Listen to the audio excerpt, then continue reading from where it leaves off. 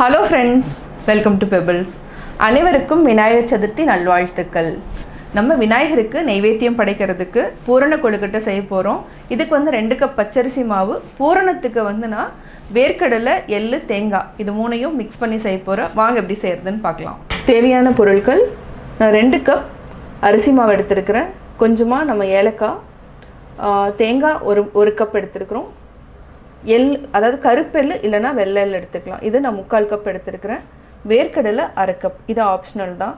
இந்த 2 கப் அரிசி மாவுக்கு நான் 1 கப் வெள்ளை எடுத்துருக்கிறேன். இப்போ எப்படி செய்கிறதுன்னு பார்க்கலாம். நம்ம ஒரு பேனில் அரிசி மாவு வந்து வறுத்துக்கலாம். இது வந்து கை சூடு இருக்கிற அளவுக்கு நம்ம வறுத்துக்கலாம். இது சிம்மில் வச்சுட்டு, அதாவது கரிஞ்சு போகக்கூடாது, கை சூடு இருந்தாலே போதும். அந்த அளவுக்கு நல்லா வறுத்துட்டு ஆஃப் பண்ணிக்கலாம். இந்த பச்சரிசி மாவு, அதாவது கொழுக்கட்டை மாவு, இந்த 2 மாவும் எப்படி செய்யணும்னா, நான் ஆல்ரெடி வந்து விளக்கு மாவு, ஆடி மாதத்துக்கு செய்கிற விளக்கு மாவில் வந்து நான் வந்து எப்படி செய்கிறோம் அப்படிங்கிறத வந்து ப்ராசஸ் வந்து நான் கொடுத்துருப்பேன். அந்த லிங்க்கை நான் டிஸ்கிரிப்ஷன் பாக்ஸில் கொடுத்துட்றேன். அதையும் நீங்கள் பார்த்து தெரிஞ்சுக்கோங்க. விநாயகருக்கு நைவேத்தியமாக படைக்கிறதுக்கு அவல் லட்டு ஆல்ரெடி வந்து நான் ப்ளேலிஸ்ட் இருந்துச்சுன்னா அதையும் நான் டிஸ்கிரிப்ஷன் பாக்ஸில் கொடுத்துட்றேன். நீங்கள் அதையும் பார்த்துட்டு தெரிஞ்சுக்கலாம். நம்ம இதை வந்து அதாவது அரிசி மாவை வறுத்துட்டோம். இதை வந்து ஒரு பவுலுக்கு மாற்றிடலாம். இது கூட நம்ம லைட்டாக உப்பு ஒரு பிஞ்சு மட்டும் போட்டுக்கலாம். இது வந்து மேல் மாவு. தண்ணி வந்து கொதிச்சிருச்சு, கொஞ்சம் கொஞ்சமாக ஆட் பண்ணிக்கலாம். இன்னுமே தண்ணி ஊற்றிக்கலாம். இது மூடி வச்சிட்டோன்னா நல்லா வெந்துடும் மாவு. இது நீங்கள் பார்க்குறப்போ 1 கப் மாவு தான் இருந்துச்சு, பார்த்திங்கன்னா 2 மடங்கு அளவுக்கு ஜாஸ்தியாகும். நல்லா மிக்ஸ் பண்ணிட்டோம். இதை வந்து ஒரு 10 நிமிஷம் மூடி வச்சுக்கோங்க. நம்ம அதுக்குள்ளே பூரணம் ரெடி பண்ணிக்கலாம். இதெல்லாம் சூடாக இருக்கிறதுனால நம்ம பிசைய முடியாது. 10 மினிட்ஸ்க்கு அப்புறம் எடுத்துக்கலாம். நம்ம இப்போது பேன் வச்சுக்கலாம். 1 டேபிள் ஸ்பூன் அளவுக்கு நம்ம நெய் விட்டுக்கலாம். நெய்யில் தேங்காயை வறுத்து எடுத்துக்கலாம். தேங்காய் வந்து வறுத்துட்டுனா பூரணம் வந்து அவ்வளோ சீக்கிரம் கெடாது. இதனுடைய அதாவது ஈரப்பதம் வந்து போயிடணும். அந்தளவுக்கு நம்ம வறுத்து தனியாக எடுத்து வச்சுக்கலாம். வேர்க்கடலை பச்சை வேர்க்கடலையாக இருந்தால் நீங்கள் வந்து வறுத்து எடுத்துக்கோங்க. நான் வந்து ஆல்ரெடி வறுத்து வச்சுருக்கிறதுனால திரும்பவும் வறுக்க வேண்டியதில்லை. இது வந்து நல்லா ஈரப்பதம் வந்து போயிடுச்சு. இது தனியாக நம்ம ஒரு பவுலில் மாற்றி வச்சுக்கலாம். தேங்காயை வறுத்து எடுத்துட்டோம். இது ஒரு பவுலில் மாற்றிக்கலாம். நம்ம வெல்லத்தை வந்து கொஞ்சமாக தண்ணி விட்டு கரைச்சிட்டு அதை வடிகட்டி எடுத்துக்கலாம். இது வந்து நல்லா கரையிட்டோம். பேன் வச்சுட்டோம். ஃபஸ்ட்டு வந்து நம்ம தேங்காயை வறுத்துட்டோம். இப்போ எள்ளை வறுத்துக்கலாம். எள்ளை ஆல்ரெடி நான் க்ளீன் பண்ணி வச்சுருக்கேன். இது வெடிச்சோன்னையும் நம்ம ஆஃப் பண்ணிவிட்டு இதையும் நம்ம தனியாக அரைக்கணும். எள்ளும் வேர்க்கடலையும் நம்ம சேர்த்து அரைச்சிக்கலாம். எப்போவுமே எள் வந்து அதாவது கல் நிறையா இருக்கும் எள்ளில், அதை வந்து நம்ம க்ளீன் பண்ணிடணும். இல்லைன்னா நீங்கள் சுத்தமாக வந்து இருக்கிற எல்லாம் பார்த்து வாங்கிக்கோங்க. இப்போ எள்ளு நல்லா வெடிக்க ஆரம்பிச்சிருச்சு. இது கூட நம்ம வேர்க்கடலையும் ஆட் பண்ணிக்கலாம். வேர்க்கடலை ஆல்ரெடி வறுத்தது தான். இப்போ ஆஃப் பண்ணிவிட்டு இந்த சூடே போதும். இதை வந்து என்னென்னா கொரகொரப்பாக அரைச்சி தனியாக எடுத்து வச்சுக்கலாம். கேஸ் ஆஃப் பண்ணியாச்சு. எள்ளு வேர்க்கடலை இந்த 2ஐயும் நம்ம மிக்சியில் கொரகொரப்பாக அரைச்சி வச்சுக்கலாம். ரொம்ப நைஸாக அரைக்க வேண்டாம். வெள்ளை எள், கருப்பெல் 2ம் சேர்த்துட்டா வெள்ளை எள்ளு கொழுக்கட்டைன்னு சொல்லுவாங்க.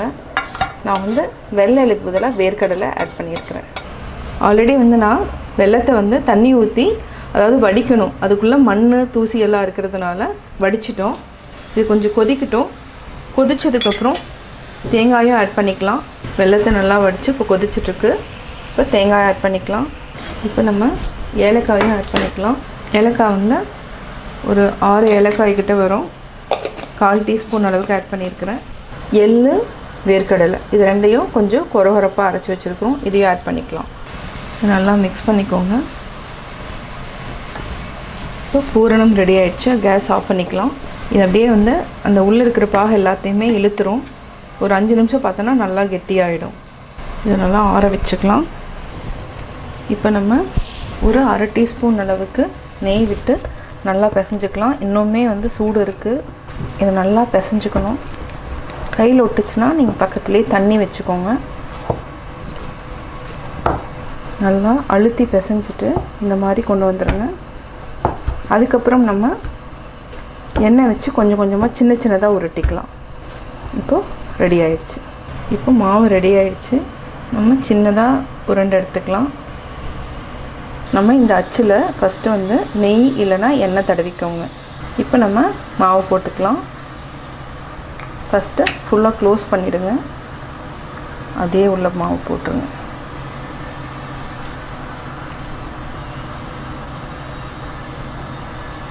நல்லா எல்லா இடத்துலையும் மாவு வந்து நல்லா பிடிக்கணும். இப்போ நம்ம மாவு எல்லா இடத்துலையும் நல்லா ப்ரெஸ் பண்ணிட்டோம். இப்போ வந்து நம்ம பூரணத்தை வந்து ஆட் பண்ணிக்கலாம். பூரணத்தை வந்து கொஞ்சம் கொஞ்சமாக உள்ள அப்படியே ஃபில் பண்ணிக்கலாம். இந்தளவுக்கு ஃபில் பண்ணிவிட்டு திருப்பியும் நம்ம மேலே வந்து கொஞ்சமாக அதே மாதிரி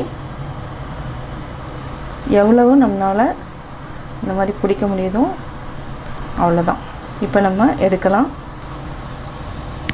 பாருங்கள், பார்த்திங்கன்னா அப்படியே பூண்டு மாதிரியே இருக்குது, பூண்டு கொழுக்கட்டை மாதிரியே இருக்குது. எவ்வளோ அழகாக இருக்குது பாருங்கள். 2020 அதாவது கொழுக்கட்டை மாவுக்கு கொடுத்துருக்கிற ஃப்ரீ அச்சு வந்து இதுதான். இதில் நான் இன்றைக்கி ட்ரை பண்ண போகிறேன். பாருங்கள், இதுவும் அழகாக இருக்குது. இப்போ நம்ம ஃபஸ்ட்டு நெய் தடவிக்கலாம். நான் எப்போவுமே என்னென்னா நெய் தடவிட்டேன்னா ஈஸியாக வரும் கொழுக்கட்டை. இப்போ நம்ம மாவை சேர்த்துக்கலாம்.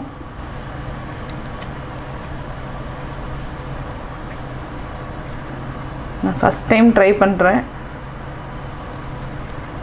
இது நல்லா இதே மாதிரி அப்போ தான் வந்து கரெக்டாக வரும். அதே மாதிரி இந்த பக்கம் நடுவில் நம்ம பூரணம் வச்சுக்கலாம். ப்ரெஸ் பண்ணால் அது ஒரு ஷேப் கிடைக்கும் நம்மளுக்கு. இப்போ நம்ம பூரணத்தை போட்டுக்கலாம். அப்படியே நம்ம ப்ரெஷ் பண்ணுவோம். அடிஷ்னலாக இருக்கிற மாவை நம்ம எடுத்துக்கலாம்.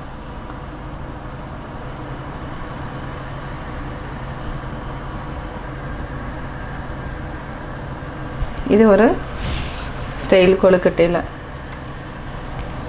இதை நம்ம அப்படியே கையில் வச்சு இது பண்ணிக்கலாம். இதே மாதிரி நம்ம எல்லாத்தையுமே பிடிச்சிக்கலாம்.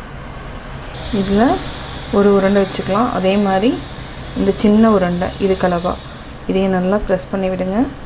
இதெல்லாம் கூட வேண்டியதில் நம்ம இந்தளவுக்கு இருந்தாலே போதும். இது அப்படியே குழி மாதிரி பண்ணால் இது கூட பூரணத்தை வச்சுக்கலாம். இப்போ லைட்டாக ப்ரெஸ் பண்ணி விடலாம். எக்ஸ்ட்ரா இருக்கிற மாவெல்லாம் வந்துடும். இப்போ இந்த மாதிரி செஞ்சிட்டோம். இந்த இதில் வந்து எக்ஸ்ட்ரா மாவு இருக்குது.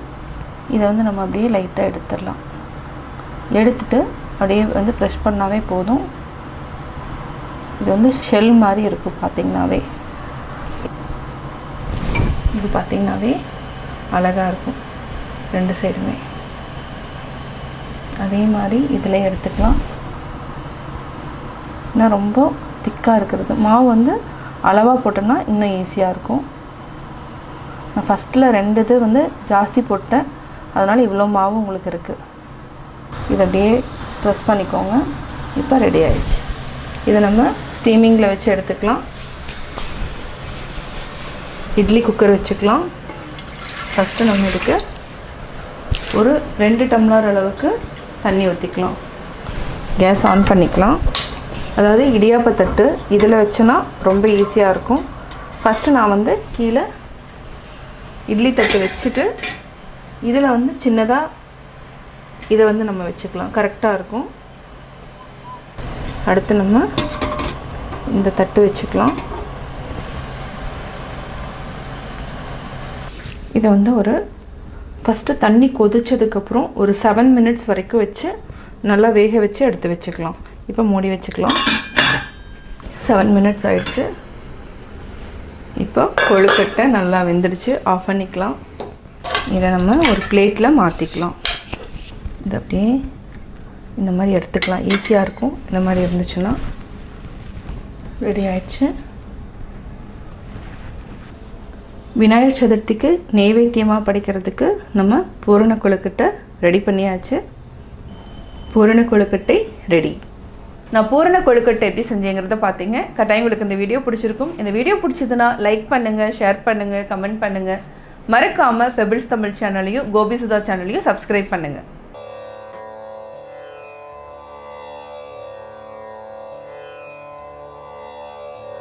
சிறப்பொடு பூசனை செல்லாது வானம் வரக்கு மேல் வானோர்க்கும் ஈண்டு. மழையினால்தான் மக்கள் வளமோடு வாழ்கின்றார்கள். மழை பெய்யவில்லை என்றால் வளம் இல்லாமல் போகும். அதனால் தெய்வ வழிபாடு நின்று போகும்.